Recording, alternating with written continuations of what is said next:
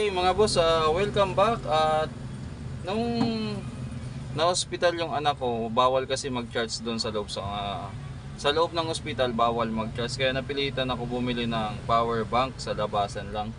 So ito pala mga power bank ay akala ko naman dahil bumili ako, matik na makaka-full charge ng isang cellphone. So hindi pala.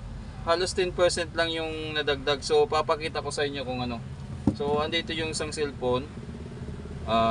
Ilang percent ba to? Subukan nga natin. Itong natin power bank ay full charge. Ayan, mapapansin nyo 100 yung niya. Subukan natin gamitin dito sa cellphone.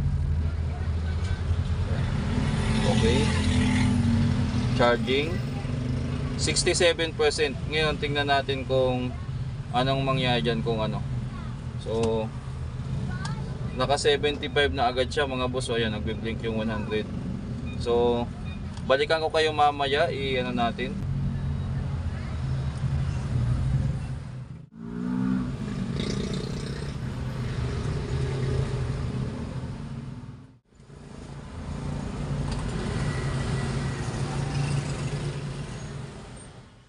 So pinost ko na kasi sobrang haba na ng video kanina. Ininto ko na lang.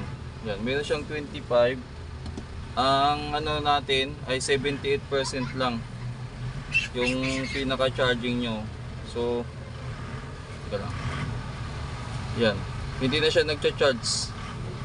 Yan, 25% lang yung madilim. O masilaw lang yung natin. Ito yung ilaw niya, 25. So magcha-charge siya, tapos mamamatay na naman yan. Ayan, nagbi-blink na siya. Ay, hindi na nakita.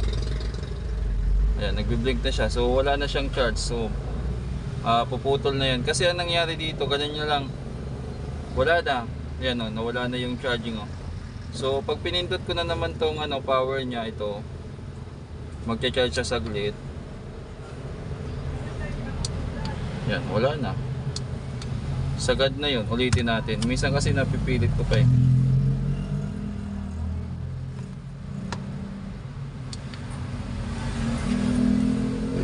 Ayan, nag-charge siya. Ayan, 2078.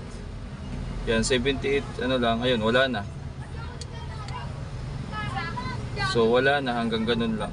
Ibig sabihin parang 62, parang 12% lang yung naidagdag sa cellphone ko. Inabot ng inabot ng mahigit sang oras ata na hindi rin pala maganda tong siguro yung mga power bank na malalaki. So try natin buksan, alamin natin kung pwede natin to magawa ng paraan na mapalakas yung papalitan natin ng battery. Kasi kailangan ko din to gawa ng pag nag-brown out or may magamit. Mura ko lang naman nabili to mga boss, 250.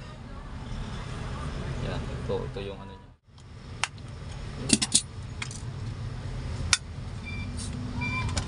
So ang laman niya ay tatlong battery naman pala. Tatlong battery siya. Tapos yung pangatlo, tingnan natin. Yung isa walang walang laman or walang connection. Testerin nga natin kung gumagana yan o mayroon ilagay natin sa yung tester. Yan natin. Ano ba to?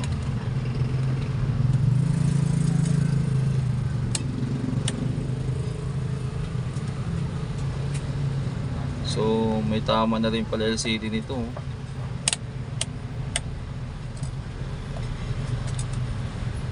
Check natin kung kasi nakalagay lang siya, wala naman siyang ano ba tong tester na to? Sablay na rin. Bigay lang to sa akin.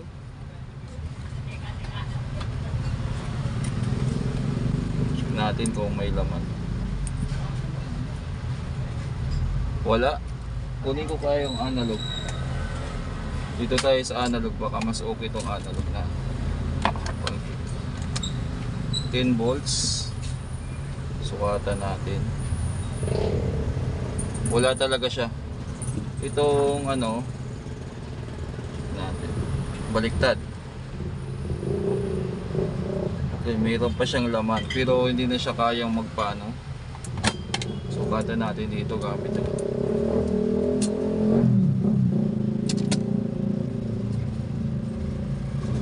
3.7, 3.8.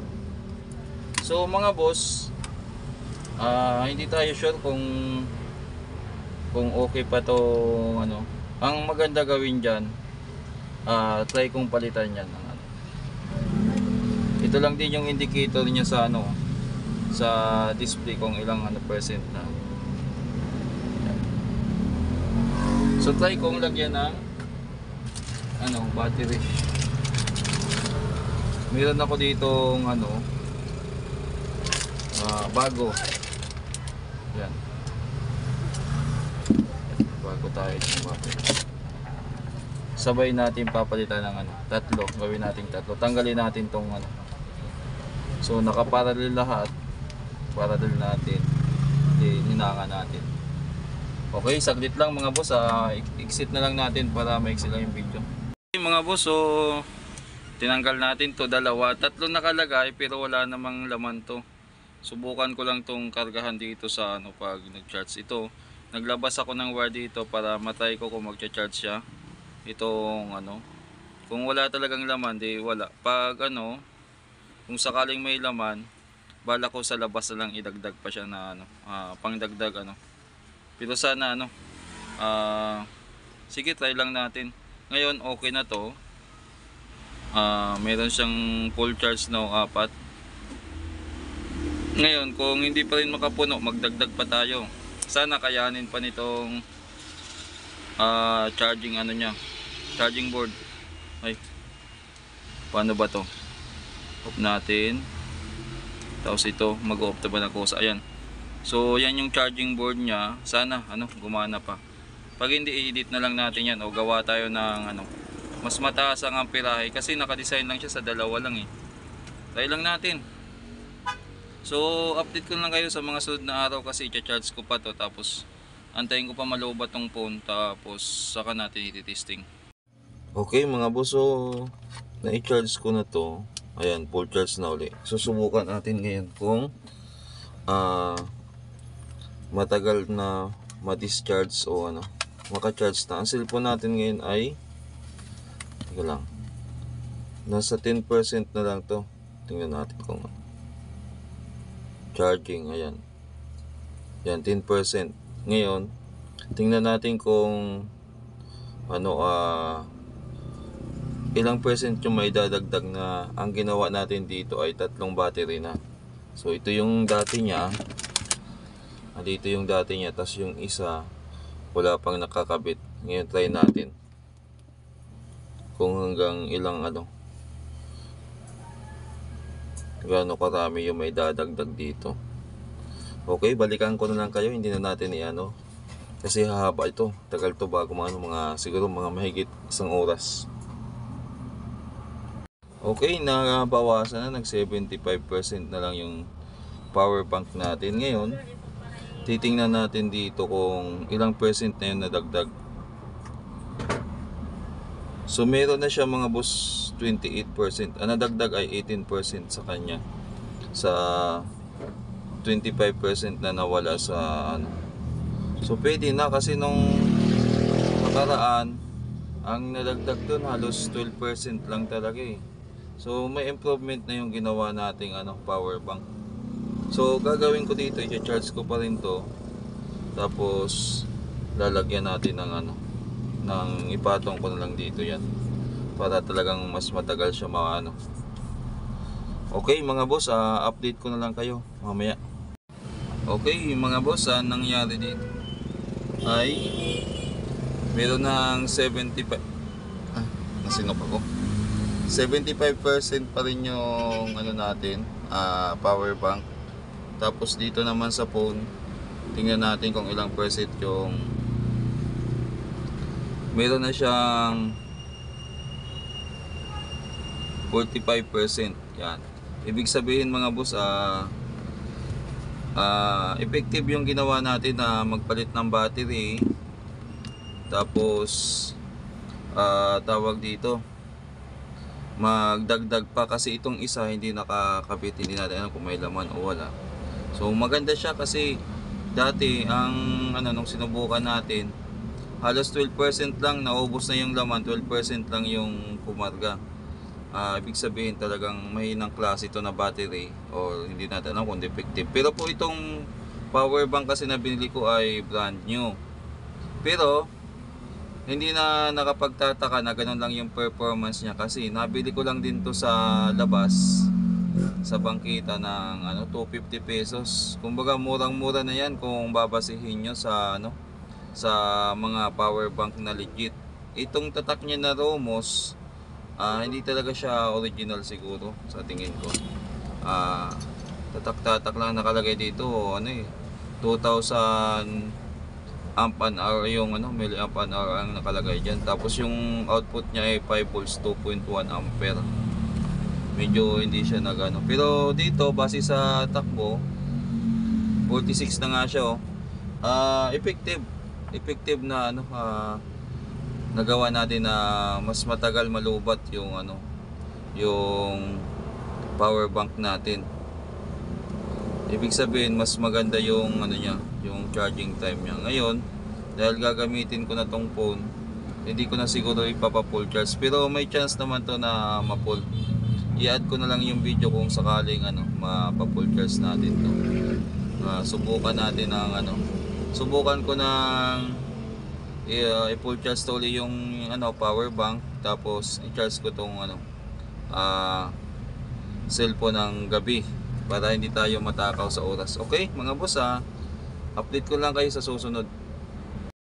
Okay, ngayon mga boss, ang gagawin natin ay try kong i-play habang nanonood tayo ng YouTube, tapos tingnan natin kung hanggang ilan yung makakarga niyan. Kasi napansin ko din pala, yung naalala ko din sa mga naka power bank, minsan kasabay ko sakay sa train o sa ginagamit nila habang nakasaksak yung power bank, ginagamit nila. At naalala ko din nang umuwi kami ng probinsya, yung mga katabi namin sa bus may mga dalang power bank. Habang nagsisilpon sila, nakasaksak yung power bank. Ngayon, itry natin kung ilang percent ba yung nito, charging nito. Wala ba nakalagay? Nasa 46 ata ito tingnan nga natin. Nasa 46% siya ngayon. Susubukan natin na naka-under siya habang ginagamit ko yung phone. Kung pag naubos to, kung ilang percent yung matitira sa kung ilang percent yung madadagdag ng habang nakasaksak yung ang gulo ko gagamitin natin habang nakasaksak yung power bank, at tingnan natin kung ilang percent yung madadagdag. Yan, tingnan natin mga boss, abangan nyo na lang. Yun na natin tong taas fingerprint. Yan, i-play natin. Kunyari lang nanonood tayo ng mga manga o anong tawag dyan, anime. Pero ilipat ko din yan, kumbaga napindot ko lang din. Okay, itong subukan natin ngayon dito sa pinull charge ko talaga. Tapos itong yan, ilang percent ba itong 9%, ayan 9% yung natin ay 100, inulit ko. So tingnan natin kung ano mangyari dito, kung makailang percent yung may dadagdag. So ngayon 9%, so balikan ko na lang yan mga boss. Mga boss, so namatay na yung natin 25, ilang percent ba yung 57. So bali parang 9% yun, nasa 40 plus din yung dinagdag. Subukan ko na lang sa so kahit pa paano pwede na yan, halos marami-rami na rin nadagdag na magdagdag na lang tayo ng battery pa kung sakali. Okay na yan mga boss, at hanggang dito na lang yung natin, experiment natin. Maraming salamat mga boss, at God bless sa ating lahat.